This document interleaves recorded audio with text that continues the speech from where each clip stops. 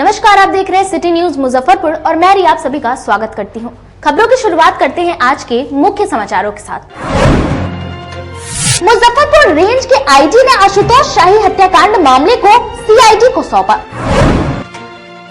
सावन की चौथी सोमवारी को बाबा गरीबनाथ पर कांवरियों के साथ लाखों श्रद्धालुओं ने जलाभिषेक किया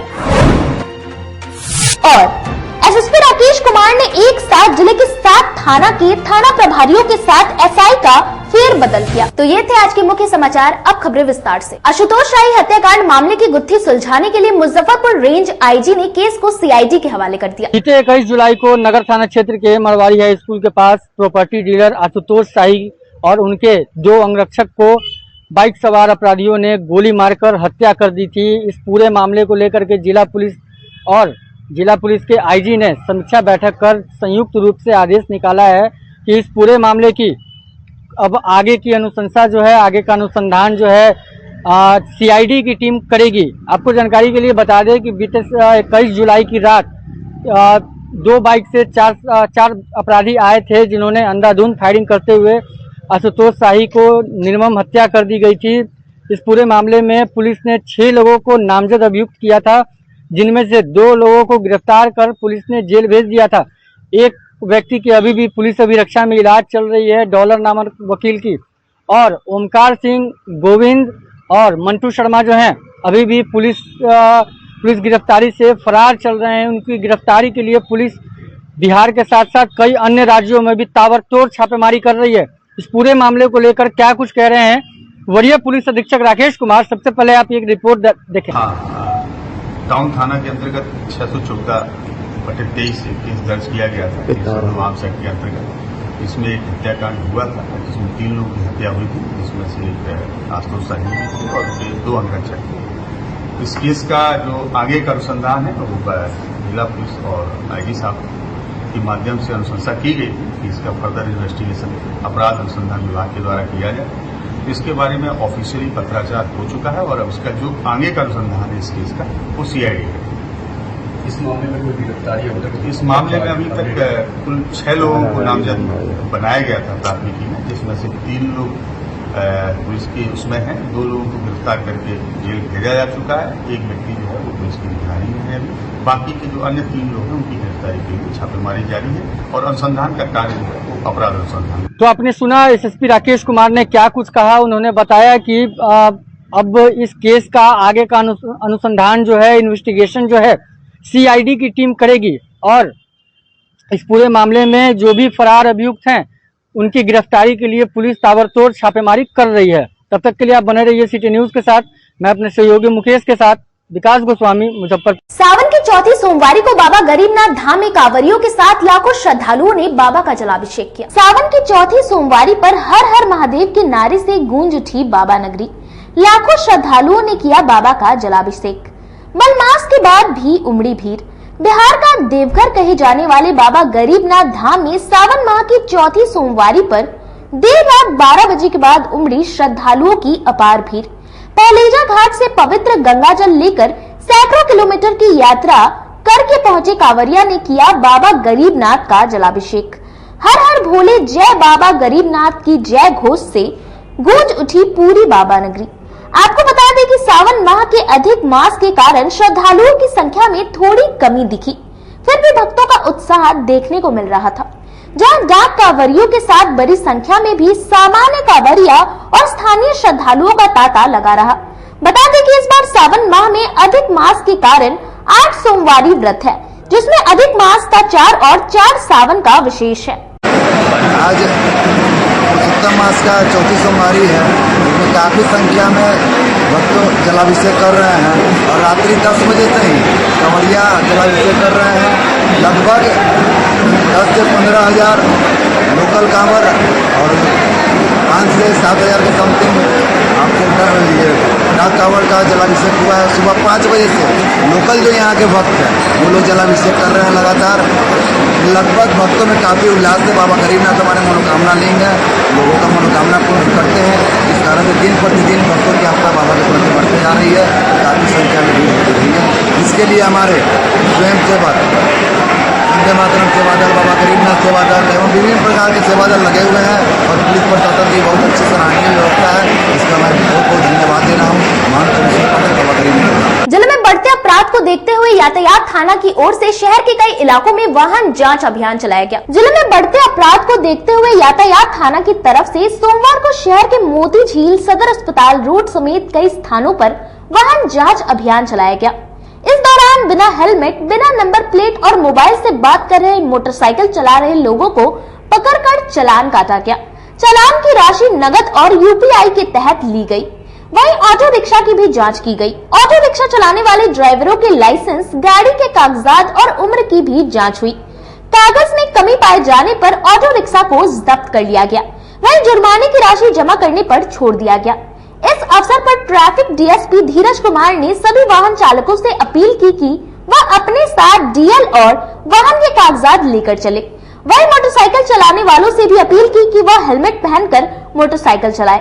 मोटरसाइकिल चलाते समय मोबाइल और ब्लूटूथ से बात न करें। इसके अलावा मोटरसाइकिल चलाते समय लहरिया कट नहीं मारे। वाहन जांच के दौरान बिना नंबर प्लेट वाले वाहनों पर कड़ी नजर रखी गई। गौरतलब है कि शहर के कुल 8 जगहों पर ट्रैफिक सिग्नल लगी हुई है। सभी सिग्नल पर एआई बेस्ड कैमरा भी लगा हुआ है, जिससे बिना नंबर प्लेट वाले वाहन या मोबाइल से बात कर रहे मोटरसाइकिल वालों का चालान काट दी जाती है। लेकिन कुछ लोगों ने गाड़ी के आगे नंबर प्लेट नहीं लगाए हैं या नंबर प्लेट के साथ छेड़छाड़ कर दी है। ऐसी स्थिति में उनका चालान नहीं हो पा रहा है। इस जांच अभियान में जांच के दौरान 4 दर्जन ऑटो रिक्शा, 2 दर्जन से अधिक मोटरसाइकिल एवं कई बसों का चालान काटा गया। जो लोग भी बिना नंबर प्लेट के या फिर नंबर प्लेट ढक के डेंजरस ड्राइविंग, मोबाइल सटा के चला रहे हैं, ईयरफोन सटा के चला रहे हैं, ऐसे टेम्पू चालक जिनके पास ड्राइविंग लाइसेंस नहीं है या फिर विकलांग है या फिर अंडर एज है, इन लोगों के खिलाफ, और अभी जो बस जिनका परमिट नहीं है या फिर नो पार्किंग में वो लोग ट्रैफिक को रोक रहे हैं, ऐसे लोगों को खिलाफ हम लोग अभियान चला रहे हैं। इसमें कुछ टेम्पू को जब्त करके थाने पे भी भेजा गया है। उनका कागज पत्र वेरीफाई करके फाइन करके छोड़ा जाएगा। अभी यहाँ पे आप लोग जैसा देख रहे हैं, मोटरसाइकिल लोग जो लोग हैं उन लोगों को फाइन किया जा रहा है। जो लोग पेमेंट कर रहे हैं उनका यहीं पे ऑन द स्पॉट हो रहा है, अदरवाइज पेंडिंग चालान किया जा रहा है और ये आगे भी कंटिन्यू होगा। आप लोगों के माध्यम से यही कहना है कि सब लोग जो है अपना डीएल, गाड़ी का पेपर, नंबर प्लेट प्रॉपर रखें और हेलमेट चला के चलें, हेलमेट लगा के चलें, डेंजरस ड्राइविंग न करें, लहरिया कट वगैरह न करें, कान में मोबाइल सटा के न चलाएं, ईयरफोन लगा के न चलाएं।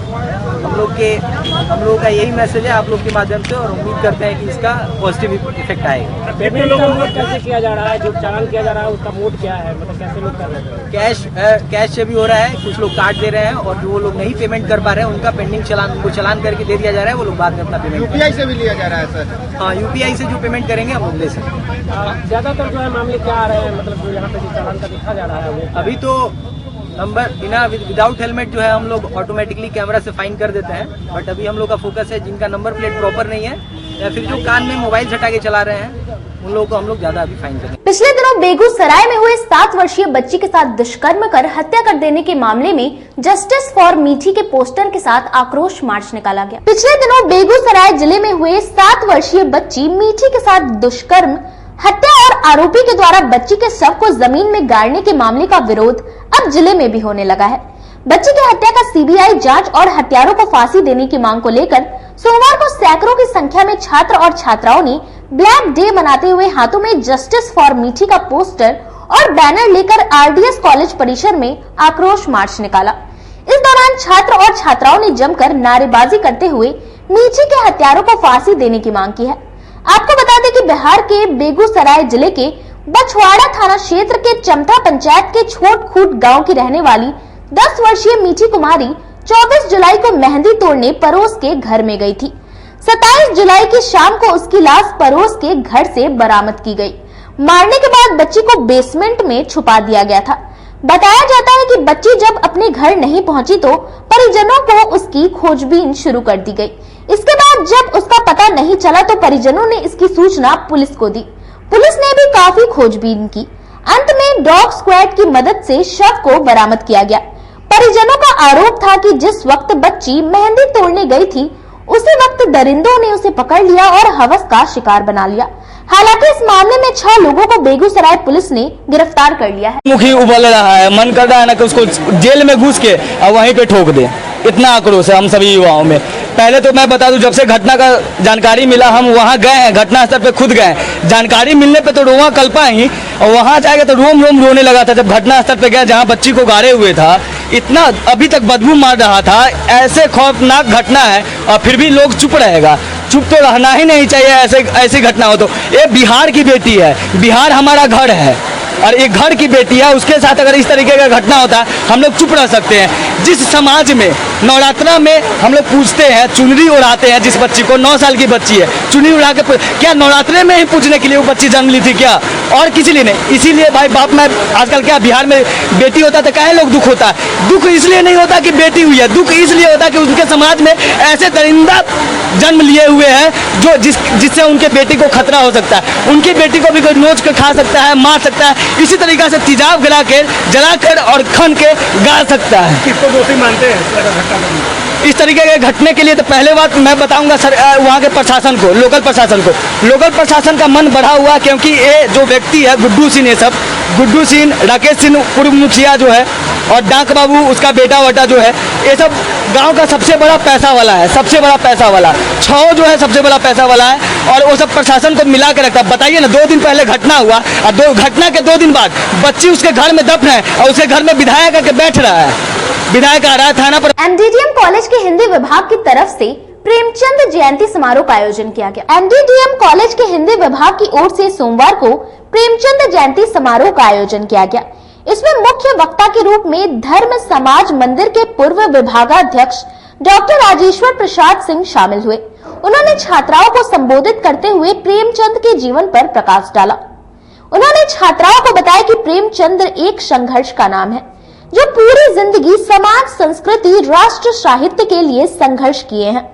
इस अवसर पर उनकी तस्वीर पर पुष्प अर्पित कर श्रद्धांजलि दी गई। वहीं उनकी लिखी हुई पुस्तकों के बारे में विस्तार से जानकारी दी गई। इस कार्यक्रम में कॉलेज के प्राचार्य समेत सभी शिक्षक उपस्थित रहे। वहीं हिंदी विभाग की ओर से छात्राओं ने भी प्रेमचंद के जीवन पर प्रकाश डाला। प्रेमचंद की रचना धर्मिता पर प्रकाश डालते हुए उनकी उपाध्यायता को प्रकाशित करना था छात्राओं के बीच में, और उसमें यह बतलाया गया कि प्रेमचंद सतत संघर्ष का नाम रहे हैं। जिंदगी क्या है मुसलसल शौक पे हूँ इस तरफ, हर कदम पहले कदम से तेज तर रखता हूँ मैं। प्रेमचंद परिवार, समाज, संस्कृति, राष्ट्र सबके लिए जीवन भर संघर्ष करते रहे। साहित्य के लिए संघर्ष करते रहे, साहित्यकारों के लिए संघर्ष करते रहे। वह जीवन का एक संघर्ष का पर्याय बनकर रह गए थे, और उस संघर्ष रूपी प्रेमचंद को आज हमने नमन किया है, उनको याद किया है, और छात्रों के बीच उनके जीवन का संदेश प्रस्तुत। दास महिला महाविद्यालय में हिंदी विभाग के तत्वाधान में आयोजित कार्यक्रम प्रेमचंद जयंती समारोह संपन्न हुआ है। हम सभी जानते हैं कि 31 जुलाई को प्रेमचंद जी की जयंती के रूप में मनाया जाता है, और इसके लिए हिंदी विभाग की ओर से यह कार्यक्रम आयोजित किया गया है, जिसके मुख्य वक्ता डॉक्टर राजेश्वर प्रसाद सिंह जी हैं। और उन्होंने बहुत अच्छी बातें और बहुत ऐसी बातों से हमें परिचय कराया जो शायद हम लोग भूल चुके हुए हैं, विषय से भी संबंधित और प्रेमचंद जी के जीवन से संबंधित बातें उन्होंने बताई। सब इस कार्यक्रम का आयोजन बहुत अच्छी तरीके से हुआ, क्योंकि इसमें हिंदी विभाग से जुड़े सभी शिक्षक मौजूद थे, तथा साथ ही महाविद्यालय से अन्य सब विषयों से संबंधित भी शिक्षिकाएं मौजूद थीं। छात्राएं भी काफ़ी संख्या में इस कार्यक्रम में भाग ली, जो कि हमारा मुख्य उद्देश्य यही था कि छात्राएं इस कार्यक्रम में उपस्थित हों और प्रेमचंद जी के बारे में जाने, और उनकी जयंती को एक समारोह के रूप में वो लोग। मणिपुर में जारी हिंसा के खिलाफ लोक स्वतंत्र संगठन PUCL ने कलेक्ट्रेट परिसर में धरना दिया। मणिपुर में जारी हिंसा के खिलाफ सोमवार को लोक स्वतंत्रता संगठन PUCL ने कलेक्ट्रेट में धरना दिया। इस दौरान केंद्र सरकार के खिलाफ जमकर नारेबाजी की। PUCL के कार्यकर्ताओं ने मणिपुर में जारी हिंसा का जिम्मेदार केंद्र सरकार को ठहराया है। उनका कहना है कि केंद्र सरकार चाहती तो मणिपुर में हिंसा कब की रुक गई होती, लेकिन केंद्र सरकार चाहती है कि देश में नफरत का बाजार गर्म हो। देश में जितनी मजबूती से नफरत फैलेगी, केंद्र सरकार को उतना ही फायदा होगा। केंद्र सरकार चाहती तो सेना उतारकर मणिपुर में हिंसा रोका जा सकता था। इस अवसर पर PUCL के प्रदेश उपाध्यक्ष प्रोफेसर अवधेश कुमार ने कहा कि केंद्र सरकार मणिपुर में सेना उतारकर 2 दिनों के भीतर राज्य में शांति व्यवस्था कायम करे। मणिपुर की घटना राष्ट्र को शर्मसार करने वाली है। मणिपुर में जारी हिंसा सरकार के उदासीन रवैये को दर्शाता है। मणिपुर हिंसा में लगभग 50,000 से अधिक लोग बेघर हो गए हैं। सैकड़ों लोगों की जानें जा चुकी है। सैकड़ों महिलाओं के साथ रेप किया गया है। लेकिन सरकार गुजरात की तरह मणिपुर में प्रयोग कर रही है। खास समुदायों को निशाना बनाया जा रहा है। लोक स्वातंत्र संगठन PUCL जिसका नाम है, people's union for civil disobedience, उसकी तरफ से है। और मणिपुर में जो पिछले 3 मई से वहाँ मानवाधिकार का उल्लंघन नहीं बल्कि जघन्य घटनाएं हो रही हैं, रेप की घटनाएं हो रही हैं, लोगों को कत्ल किया जा रहा है। और कहा जाए तो वो एक तरह से सरकार प्रायोजित है और सरकार कराना चाहती है, इसलिए हो रहा है। वरना कोई ऐसी हिंसा नहीं है जिसको 24 घंटे के अंदर कंट्रोल न किया जा सके। अगर वहाँ कंट्रोल नहीं हो रहा है तो बिल्कुल सरकार वो चाहती है कि कंट्रोल नहीं हो। और अभी की जो केंद्र सरकार और वहाँ की जो राज्य सरकार है वो वोट के लिए कुछ भी करने के लिए तैयार होती है, चाहे कितनी भी लोगों की जिंदगी दांव पर लग जाए। तो वहाँ आज जी बताइए, आज के बैठक का मुख्य उद्देश्य क्या है? धरना है। मणिपुर में हो रही हिंसा जो सांप्रदायिक, एक तरह से सांप्रदायिक और नस्ली हिंसा है, उसके खिलाफत के लिए PUCL ने यह धरना दिया है।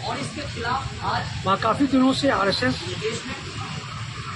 मैतेई और कुकीनगर नस्लों के बीच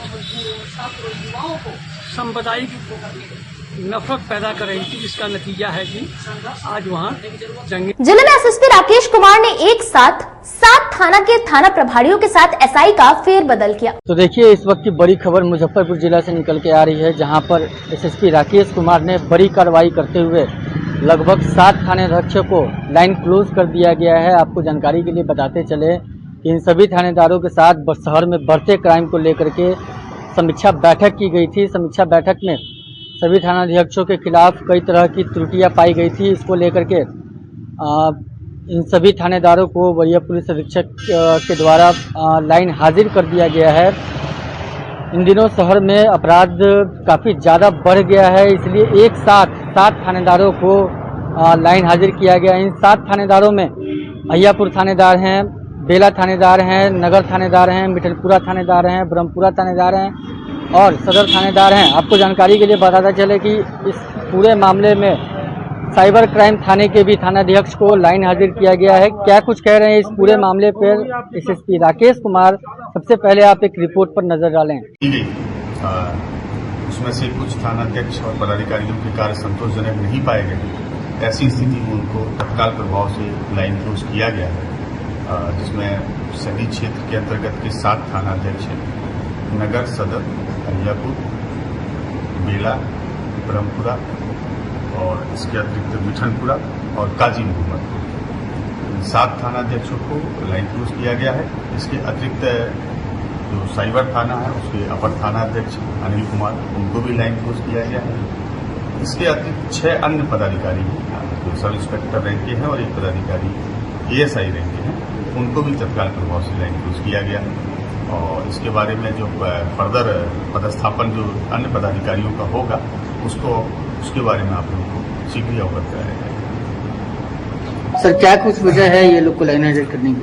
वजह मैंने आप लोगों को बताया कि क्योंकि थानाध्यक्ष के कई कार्य होते हैं, उसका एक ओवरऑल असेसमेंट होता है। जो ओवरऑल असेसमेंट है, जो ओवरऑल रिव्यू है, उसमें संतोषजनक नहीं पाए गए कार्य, इसलिए उनको लाइन क्लोज किया गया। तो आपने सुना SSP राकेश कुमार ने बताया कि 7 थानेदारों को लाइन क्लोज किया गया है और इसमें कई थानों के सब इंस्पेक्टर भी शामिल हैं, जिन्हें भी लाइन हाजिर किया गया है। शहर में बढ़ते अपराध की रोकथाम को लेकर के कई थानेदारों को लाइन हाजिर किया गया है। तब तक के लिए आप बने रहिए सिटी न्यूज के साथ। मैं अपने सहयोगी मुकेश ठाकुर के साथ विकास गोस्वामी, मुजफ्फरपुर। यहाँ समय हो चला एक छोटे से ब्रेक का। बने रहिए हमारे साथ, देखते रहिए सिटी न्यूज मुजफ्फरपुर। अगर आप अपने अपनी कार होने का सपना पूरा करना चाहते हैं तो एक बार Aradhana automobiles dealer of first choice by Mahindra में जरूर जाएं। यहाँ यूज किए गए गाड़ियों का विशाल रेंज है। Alto, Swift Dzire, Creta, Bolero, Innova, Fortuner के अलावा कई और रेंज भी उपलब्ध है, जो कि महिंद्रा के इंजीनियर के द्वारा पूरी तरीके से टेस्टेड और सर्टिफाइड है। इसके अलावा गाड़ियों के इंजन पर 1 से 2 साल तक की वारंटी क्लेम है। बिना झंझट के एक ही फ्लोर पर गाड़ियों का सारा डॉक्यूमेंट दिया जाता है। वहीं मोटरसाइकिल का भी विशाल रेंज उपलब्ध है। इन सभी पर फाइनेंस की भी सुविधा उपलब्ध है, तो हमारे यहाँ अवश्य पधारें। हमारा पता है आराधना ऑटोमोबाइल्स भिकनपुरा SKMCH फ्लाईओवर के समीप NH 77 मुजफ्फरपुर। अपने सपनों की आशिया को दे एक नई पहचान माँ भवानी डेकोर प्राइवेट लिमिटेड के साथ, जो है ऑथराइज्ड डिस्ट्रीब्यूटर ऑफ कजारिया। देश की मिट्टी से बनी टाइल से देश को बनाते हैं। और जहाँ मिलती है सभी प्रकार के Indian and imported granite, marble, sanitary एवं कोटा स्टोन का अनोखा एवं आकर्षक संग्रह। माँ भवानी डेकोर प्राइवेट लिमिटेड मतलब a complete floor solutions. New 0 mile Dadar road Muzaffarpur. Call 9934753111। आपके 7 और 2 वर्षों के प्यार ने UA एसोसिएट नीलकमल एक्सक्लूसिव शोरूम को मुजफ्फरपुर में एक अलग पहचान दिला दी है और उत्तर बिहार का पहला नीलकमल एक्सक्लूसिव शोरूम, जो अब Narayanpur opposite Vaishali management college की जगह क्लब रोड मिठनपुरा चौक के समीप UA एसोसिएट का एकमात्र भव्य शोरूम अब नए रूप में खुल गया है, जहां आपको घर और ऑफिस फर्नीचर और मैट्रेस की विस्तृत रेंज ग्राहकों के लिए भी 50% तक की विशेष छूट के साथ दी जा रही है और साथ ही साथ 0% पर फाइनेंस की सुविधा के साथ अपने घर ले जा सकते हैं, जैसे sofa, designing table, wardrobe, mattress, दीवान, पलंग के साथ सभी प्रकार के फर्नीचर पर विशेष रूप की छूट दी जा रही है। 2 वर्षों का साथ निभाने के लिए UA एसोसिएट नीलकमल एक्सक्लूसिव शोरूम आपका तहे दिल से धन्यवाद करता है और एक बार हमारे यहाँ अवश्य पधारें। इस विशेष छूट का लाभ जरूर उठाएं। UA एसोसिएट नीलकमल का फर्नीचर शोरूम नारायणपुर से हट करके मिठनपुरा चौक के समीप क्लब रोड में हम लोगों ने अभी स्थापित किया है, जहां आपको होम फर्नीचर के, ऑफिस फर्नीचर के विस्तृत रेंज देखने को भव्य रूप से मिलेंगे और हमारे पास मैट्रेस की भी एक बहुत अच्छी रेंज उपलब्ध है और साथ ही साथ हमारा लगन का भी काफी भारी डिस्काउंट ऑफर चल रहा है, जिसमें 40% तक की छूट दी जा रही है और साथ में हमारे यहाँ फाइनेंस की भी सुविधा है, जिसमें आप बजाज से, HDFC से 0 डाउन पेमेंट पर भी सारी चीजें ले जा सकते हैं। तो आप लोगों से निवेदन है कि एक बार आकर के हमें सेवा का मौका। ब्रेक के बाद आप तमाम दर्शकों का एक बार फिर से स्वागत है। चलिए रुक करते हैं अन्य खबरों की ओर। आश्रम मल्टी स्पेशलिटी अस्पताल में 1 अगस्त से 7 अगस्त तक माँ और बच्चे के लिए निःशुल्क जांच शिविर लगाया जाएगा। माँ को अपने दूध मुँहे बच्चे को अपना दूध अवश्य पिलाना चाहिए, लेकिन आज के परिवेश में ऐसा नहीं होता है। इन सबको दूर करने के लिए और युवाओं में जागरूकता फैलाने के लिए आश्रम मल्टी स्पेशलिटी अस्पताल द्वारा 1 अगस्त से 7 अगस्त तक ब्रेस्ट फीडिंग जागरूकता शिविर का आयोजन करेगी, जिसमें निःशुल्क जांच शिविर माँ और 5 साल के बच्चों के हैं। इसका मुख्य उद्देश्य माँ को जागरूक करना है। इसके अलावा माँ के दूध की भूमिका की जानकारी और इसके लाभ के बारे में बताना है। अस्पताल के प्रबंधक ने बताया कि 1 से लेकर 7 अगस्त तक शिविर में कई महत्वपूर्ण जानकारियां दिया जाएगी। तो ये धीरे धीरे पूरे विश्व को संदेश देना था कि विश्व में सारी महिलाएं अपने बच्चों को खुद स्तनपान कराएं और इसी को लेकर के ये स्तनपान दिवस और फिर स्तनपान ब्रेस्ट फीडिंग वीक की शुरुआत हुई।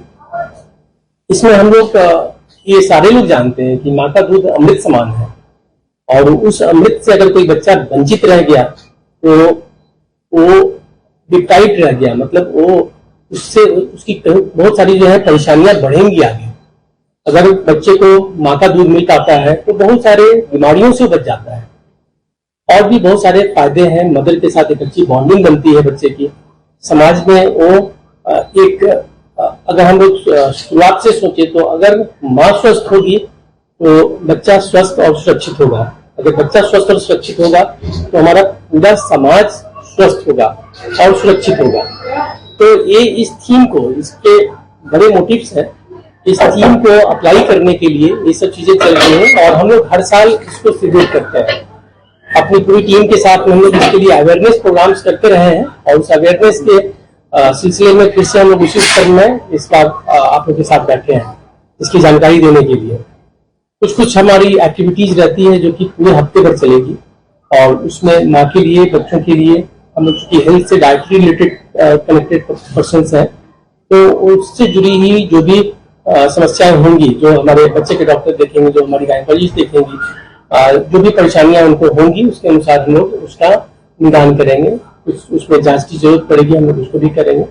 अपने सिस्टम में सारी सुविधाएं उपलब्ध हैं, उसके अनुसार हम लोग स्वस्थ बच्चा और स्वस्थ माँ, जिसके सारे स्वस्थ समाज का विकास करना चाहते हैं। निःशुल्क पूरा कार्यक्रम जाने के बाद उसमें क्या कुछ मिलेगा?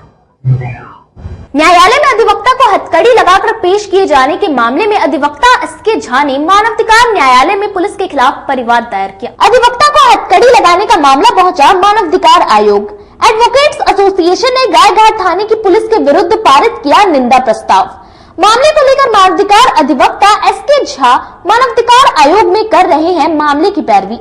जिले के गायघाट थाना क्षेत्र के पचगछिया पिरौछा निवासी अधिवक्ता हरे कृष्ण कुमार उर्फ माधव को हथकड़ी लगाए जाने का मामला अब मानवाधिकार आयोग पहुंच गया है। विदित हो कि अधिवक्ता को गायघाट थाने की पुलिस के द्वारा हाजत में काफी बेरहमी से मारा पीटा गया था तथा हथकड़ी लगाकर उन्हें कोर्ट में लाया गया था। घटना के बाद अधिवक्ताओं में आक्रोश की स्थिति है। मामले की गंभीरता को देखते हुए एडवोकेट्स एसोसिएशन मुजफ्फरपुर में आज विशेष बैठक बुलाई गई, जिसमें गायघाट थाने की पुलिस के विरुद्ध निंदा प्रस्ताव पारित किया गया।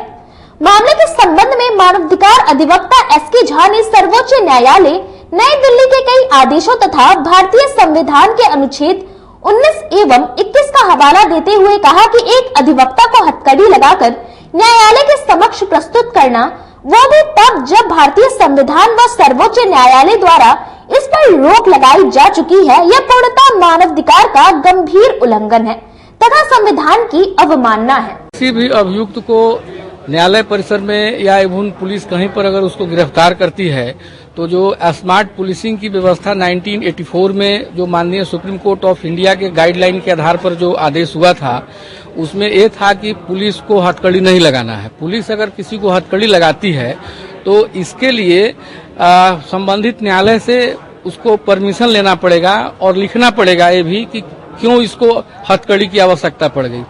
यहाँ पर बात आ जाती है कि मुजफ्फरपुर सिविल कोर्ट के माधव जी नियमित प्रैक्टिशनर हैं, डेली कोर्ट आते हैं और 15 साल पुराने अधिवक्ता हैं।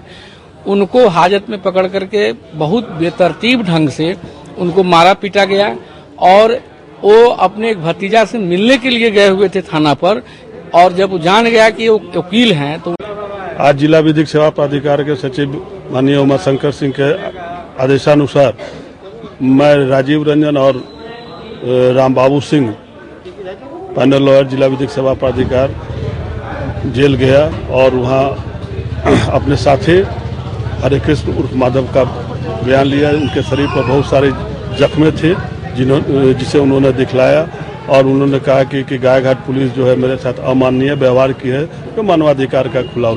हरे कृष्ण उर्फ माधव जो हमारे यहाँ अधिवक्ता है, उनको गायघाट थाना द्वारा गैर कानूनी ढंग से मार पीट किया और आर्म्स सटा के उनको जेल भेजा है और कोर्ट कैंपस में हथकड़ी लगाया है, जो मारपीट करना मानवाधिकार का हनन है और हथकड़ी तभी लगाया जा सकता है जब कोर्ट के आदेश हो।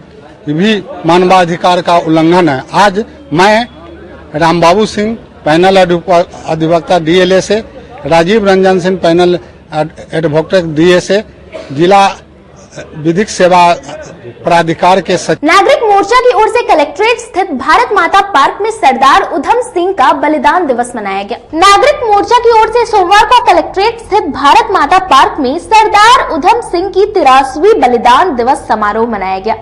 इस अवसर पर उनकी तस्वीर पर माल्यार्पण कर श्रद्धांजलि दी गई। सरदार उधम सिंह ने जालियांवाला बाग कांड के दोषी जनरल को मौत के घाट उतार दिया था। हत्या के आरोप में 31 जुलाई 1940 को अंग्रेजों ने उधम सिंह को फांसी दे दी थी। इस अवसर पर नागरिक मोर्चा के संस्थापक महासचिव मोहन प्रसाद सिन्हा ने कहा कि आज देश उधम सिंह के बलिदान का कर्जदार है। उन्होंने जालियांवाला बाग नरसंहार के दोषी जनरल माइकल ओ डायर को लंदन कॉक्सटन हॉल में अपनी रिवॉल्वर से सैकड़ों अंग्रेजों के सामने मौत के घाट उतार दिया था। जालियांवाला बाग कांड का बदला लेने के लिए 20 वर्षों तक विश्व के अनेकों देश का भ्रमण किया। वह अत्याचारी अंग्रेज अधिकारी जो उस समय वर्तमान पंजाब का गवर्नर था, जनरल डायर को मारने के लिए सरदार उधम सिंह जिस समय जालियांवाला बाग में 13 अप्रैल 1913 को निर्दोष हिंदुस्तानियों की खून से होलियां खेलने वाले ब्रिटिश हुकूमत के अत्याचारी अधिकारी जनरल डायर ने गोलियों की बौछार से सैकड़ों हिंदुस्तानियों को मौत के घाट उतार दिया था। उस समय प्रत्यक्षदर्शी के रूप में सरदार उधम सिंह वहां मौजूद थे। उन्हें गोली नहीं लगी, सौभाग्य से बच गए और उन्होंने मिट्टी उठा के सौगंध खाया कि सौगंध है हमें इस मिट्टी का, मैं जनरल डायर तुम्हें दुनिया के किसी भी कोने में तुम रहो मैं तुझे नहीं छोड़ूंगा। और वो दिन आ गया। 20 वर्षों तक उधम सिंह विभिन्न देशों में घूमते रहे और आज ही के दिन 13 मार्च 1940 को उधम सिंह ने लंदन के एक हॉल में जहां एक कार्यक्रम होना था जिसमें जनरल डायर आने वाला था और उधम सिंह के पास एक माउजर रिवॉल्वर था छोटा सा, उसने अपने डायरी में इतना बढ़िया से कटिंग करके उसको सेट कर दिया था कि किसी सुरक्षा अधिकारी को या प्रेमचंद समारोह समिति की ओर से पीयूसीआई कम्युनिस्ट कार्यालय में भारतीय समाज विषय पर परिचर्चा का आयोजन किया गया। प्रेमचंद जयंती समारोह समिति की ओर से सोमवार को मोतीझील स्थित एसयूसीआई कम्युनिस्ट कार्यालय में प्रेमचंद्र और आज का भारतीय समाज विषय पर परिचर्चा का आयोजन किया गया।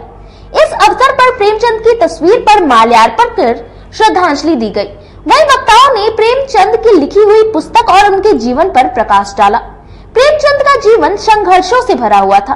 उन्होंने पूरी जिंदगी समाज, राज्य, राष्ट्र, साहित्यकार, कवि के उत्थान के लिए संघर्ष किया था।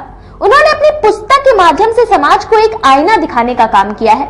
लेकिन प्रेमचंद ने जिस समाज की परिकल्पना की थी, आज उससे उल्टा समाज का ही निर्माण हो रहा है। प्रेमचंद की जिस भारतीय समाज की गाथा गाई है, उससे उल्टा समाज की गाथा लिखी जा रही है। उन्होंने पूरी जिंदगी देश के कल्याण में गुजार दिया। महान उपन्यासकार, कथा सम्राट मुंशी प्रेमचंद की जयंती है। प्रेमचंद जयंती समारोह समिति इस अवसर पर उनकी जयंती मनाकर उन्हें श्रद्धांजलि भेंट कर रही है और एक परिचर्चा आयोजित की गई है, प्रेमचंद और आज का भारतीय समाज। इस परिचर्चा में शहर के बुद्धिजीवी, समाज सेवी, सामाजिक राजनीतिक कार्यकर्ता भाग लेते हैं। 24 वर्षों से हम लोग यह आयोजन कर रहे हैं। आज तो संक्षिप्त आयोजन है, लेकिन हम लोग प्रतियोगिता कार्यक्रम रखते हैं जिसमें 100 से अधिक स्कूल के छात्र छात्रा भाग लेते हैं और विभिन्न विधाओं की प्रतियोगिताएं होती हैं। बल्कि उस प्रतियोगिता में प्रथम आने वाले लोग आगे चल के बहुत बढ़े हैं। जैसे एक स्तुति सिन्हा थी जो कि आप कभी मराठी फिल्मों में या दक्षिण की फिल्मों में गाती है। वो अपने इंटरव्यू में कहती है कि मुझे सबसे पहले प्रोत्साहन मिला प्रेमचंद जयंती समारोह में प्रथम गायन में प्रथम आने से। और उसने कुंवर बेचैन का एक गीत गाया था, बहुत अच्छा गाया था। उसके बाद वो भातखंडे विश्वविद्यालय लखनऊ से आपको संगीत की शिक्षा दिया और आजकल फिल्मों में गा रही है। और ऐसे बहुत से लोग हैं जो इस प्रतियोगिता में भाग लेकर विभिन्न क्षेत्रों में अपना नाम रोशन किए हुए हैं। और नर्सरी क्लास से लेकर +2 के विद्यालय के बीच हम लोग पेंटिंग प्रतियोगिता करते हैं, भाषण प्रतियोगिता करते हैं, उसके बाद काव्य पाठ, गायन, एकन अभिनय और सामान्य ज्ञान विज्ञान, क्विज भी। तो इसके माध्यम से प्रत्येक वर्ष लगभग 2000 छात्र छात्राएं पूरे मुजफ्फरपुर जिला, नगर और ग्रामीण क्षेत्र के बच्चे बच्चियां इसमें भाग लेती हैं। तो हम लोगों ने 24 वर्षों में 19 खबरों का सिलसिला यही होता है समाप्त। अब मुझे और मेरी पूरी न्यूज टीम को दीजिए इजाजत। कल फिर मिलेंगे आपसे शहर की तमाम खबरों के साथ। नमस्कार।